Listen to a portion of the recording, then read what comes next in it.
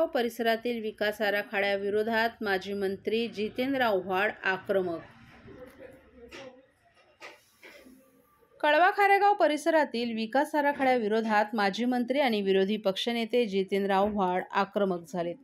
त्यांनी या आराखड्यामुळे स्थानिकांच्या जीवनावर होणाऱ्या परिणामांवर तीव्र आक्षेप नोंदवलाय आणि या विरोधात मोठ्या जनआंदोलनाचा इशारा दिलाय. विकास आराखड्यामुळे खारेगावातील सुमारे 500 इमारती उद्ध्वस्त होतील आणि 10,000 घरं उद्ध्वस्त होऊन 40,000 लोक रस्त्यावर येतील. माणसं जगली तर विकासाचा उपयोग होईल, माणसंच राहिली नाहीत तर हा विकास कोणासाठी, असा सवाल आव्हाड यांनी उपस्थित केलाय. खारेगावमधील 100 ते 200 वर्ष जुनी घरं आणि गावठाण उद्ध्वस्त होणार आहेत.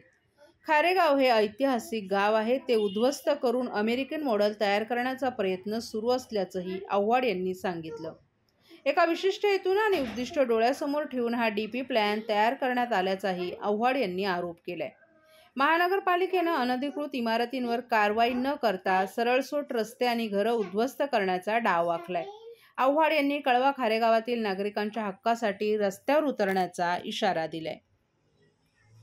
हे करोडो रुपयाचे भ्रष्टाचाराचे करतात कशाला?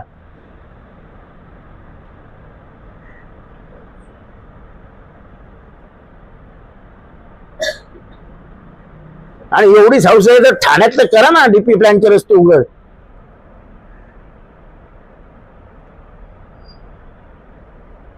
कळव्यातल्या विशिष्ट भागात तुम्हाला डीपी आणायचे, कशाला आणायचे?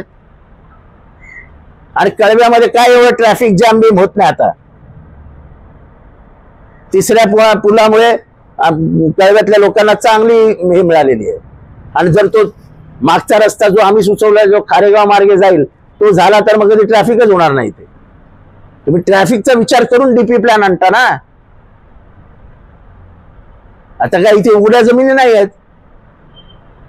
अरे कमीत कमी महानगरपालिकेने जिथे उघड्या जमिनी आहेत तिथे होणारी अतिक्रमण तर रोखावीत. माझं सौरभ राव यांना आव्हान आहे की डीपी रोडवरती बिल्डिंग होत आहेत. आम्ही वारंवार सांगतो डीपी रोडवरती बिल्डिंग होत आहेत. काय ना मस्त अधिकारी खातात 300 रुपये स्क्वेअर फीट, मस्त भाव लावलाय. मेन रोडवरती बिल्डिंग होत आहेत, स्टेशनच्या जवळ बिल्डिंग होत आहेत. 9 बिल्डिंग एका एरियात चालू आहेत. कोणाला काय पडलेली नाही.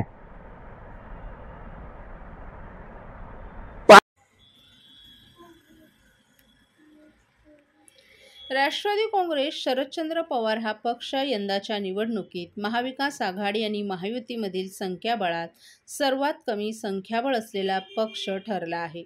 लोकसभा निवडणुकीत घवघवीत यश मिळवणाऱ्या शरद पवारांच्या राष्ट्रवादी काँग्रेसला विधानसभा निवडणुकीत केवळ 10 जागांवर विजय मिळवलाय. राष्ट्रवादी काँग्रेसच्या 70पेक्षा जास्त आमदारांचा पराभव झाल्यानं ही बाब चिंताजनक असल्याचं पक्षाला वाटत आहे. त्यातूनच आज सर्वच पराभूत आमदारांची बैठक घेण्यात आली होती. यामध्ये बहुतांश आमदारांनी ईव्हीएमवर संशय घेत निकालावर नाराजी व्यक्त केली आहे. राष्ट्रवादीच्या पराभूत आमदारांच्या बैठकीत सर्वच उमेदवारांनी निवडणुकीचे निकाल धक्कादायक असल्याची भूमिका मांडली. यावेळी आमदारांनी बैठकीत ईव्हीएमबाबत रोष व्यक्त केलाय. महाविकास आघाडीचे शिल्पकार म्हणून शरद पवारांनी भूमिका घ्यावी अशी देखील विनंती या आमदारांनी व्यक्त केली आहे. यामुळे आता शरद पवार नेमके काय भूमिका घेतात हे पाहावं लागणार आहे. दरम्यान आमदार जितेंद्र आव्हाड स्वतः 1 लाखांच्या मताधिक्यानं निवडून आले असले तरी त्यांनी देखील ईव्हीएम बाबत रोष व्यक्त केलाय. त्यातूनच त्यांनी नाशिक जिल्ह्यातील विजयी आमदारांच्या नावांची आणि त्यांना मिळालेल्या मतांची यादीच ट्विटरवरून शेअर केली आहे. तसंच हे बघा आणि तुम्हीच ठरवा, ईव्हीएमची कमाल अशा आशयाचं ट्विट करत ईव्हीएमच्या निकालावर थेट संशय व्यक्त केलाय. अमेरिकेमध्ये मला निवडणूक आठवत नाही ती कोणाची होती, पण 7 दिवस काउंटिंग चाललं होतं. आता सुद्धा ट्रम्प वर्सेस कोणती होती, हॅरिस, तिचा 2.5 दिवस चाललेलं काउंटिंग. म्हणजे अमेरिकेतल्या लोकांना काम नाही, भारतातल्या लोकांना फार काम आहे. 17 फॉर्म देतात त्या टोटल, आणि ही टोटल मॅच व्हायला पाहिजे. मग 5 लाख मतं वाढतात कुठनं?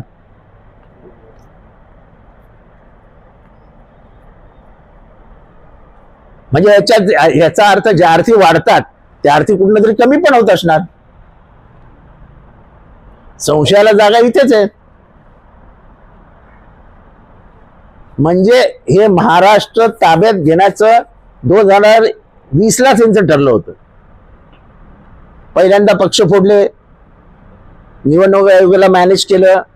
महाराष्ट्रातील भगिनींना आधार देणारी राज्य शासनाची मुख्यमंत्री माझी लाडकी बहीण योजना. या योजनेअंतर्गत अल्प उत्पन्न गटातील 21 ते 65 वयोगटाच्या भगिनींना मिळणार दरमहा 1500 रुपयांची मदत. अर्ज करण्यासाठी 31 ऑगस्ट 2024 पर्यंत मुदतवाढ.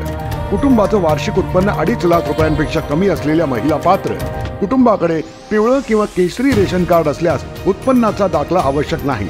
पांढरं रेशन कार्ड असेल किंवा रेशन कार्ड नसेल तर कुटुंबाचं वार्षिक उत्पन्न 2.5 लाखांपेक्षा कमी असल्याचा दाखला आवश्यक. योजनेसाठीचा ऑनलाईन अर्ज नारी शक्ती दूत ॲपवरून किंवा पोर्टलवर भरता येईल. ज्या भगिनींना ऑनलाईन अर्ज भरता येत नसेल त्यांच्यासाठी अंगणवाडी, ग्रामपंचायत, वॉर्ड ऑफिस, सेतू सुविधा केंद्रामध्ये किंवा आशाताई बचत गटाच्या CRP यांची मदत उपलब्ध.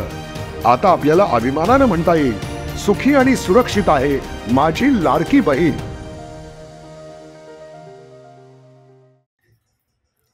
ठाण्यातील नागरिकांना दर्जेदार लेन्सेस आणि चष्मे मिळावेत या हेतूनं बॉशलॉन कॉन्टॅक्ट लेन्सेस लासन करंज लेन्सेस यांच्या सहकार्यानं ठाणे ऑप्टिकल फेस्टिवलचं आयोजन करण्यात आले. Optical social welfare association Thane या संस्थेशी संलग्न असलेली ठाणे शहरातील ठाणे, कळवा, मुंब्रा आणि दिवा आदी भागातील एकूण 90 ऑप्टिकल दुकानं यामध्ये सहभागी असणार आहेत. या दुकानांमधून नागरिकांना दर्जेदार लेन्सेस आणि चष्मे मिळणार आहेत. या ठिकाणी खरेदी करणाऱ्या नागरिकांसाठी असोसिएशननं ठाणे ऑप्टिकल फेस्टिवलचं आयोजन केलं असून दर आठवड्याला 25 भाग्यवान विजेत्यांना निवडण्यात येणार आहेत. असे एकूण 6 आठवडे भाग्यवान विजेते निवडण्यात येतील. तसंच नववर्षाला बंपर लकी ड्रॉ काढण्यात येईल. यामध्ये 15 बक्षिसं दिली जातील. म्हणजेच एकूण 165 बक्षिसं दिली जातील. यामध्ये LED TV, mobile, home theatre यांसारखी बक्षिसं असणार आहेत. तरी नागरिकांनी दुय्यम दर्जाचे चष्मे आणि लेन्सेसला बळी न पडता आपल्या डोळ्यांची काळजी घेत optical social welfare association Thane या संस्थेशी संलग्न असलेल्या ठाण्यातील दुकानातून मधूनच लेन्सेस आणि चष्मे खरेदी करावेत असं आवाहन संस्थेनं केलं आहे. सर, आज ठाणे ऑप्टिकल फेस्टिवल तुम्ही ठेवलेला आहात, त्याचं आज लॉन्चिंग केलेलं आहे, काय सांगाल? ठाण्यातील ऑप्टिकल असोसिएशन आमची आहे ओसवाट नावाने. त्यांच्यातर्फे आम्ही एक ठाण्यातल्या बांधवांसाठी एक आकर्षक उपक्रम ठेवलेला आहे. त्या उपक्रमाअंतर्गत दर आठवड्याला लकी ड्रॉ निघणार आहे. त्याच्यातून तसंच त्याच्याबरोबर नवीन वर्षाच्या सुरुवातीच्या काळामध्ये एक बंपर लकी ड्रॉ काढण्यात येईल आणि सगळ्याच आमच्या ठाण्यातील ग्राहकांना, ठाणा, कळवा, मुंब्रा, दिवा येथील सगळ्या ग्राहकांना याचा लाभ होणार आहे. तर माझी अशी विनंती आहे की जे ओसवाटचे रजिस्टर्ड दुकानदार आहेत, रिटेलर आहेत, त्यांच्याकडेच ही योजना राबवली जाणार आहे. तर सर्व ठाणेकर बांधवांनी याचा लाभ घ्यावा. सर, नेमकं काय उद्देश आहे ह्या फेस्टिवलचा? ह्याचा उद्देश साधारणपणे लोकांना जास्त जनजागृती आणि आमचे जे सदस्य आहेत त्यांच्यामध्ये त्यांची ग्राहक संख्या वाढावी, एक आकर्षण म्हणून त्यांना ते सर्वसामान्य ग्राहकांकरता दिलेले आहे की आमची संस्थेचे जे सभासद आहेत तिथे जास्तीत जास्त लोकांनी येऊन खरेदी करावी आणि या भाग्यवान विजेता बक्षीस मिळवावी ही त्यांच्या मागे उद्दिष्ट आहे.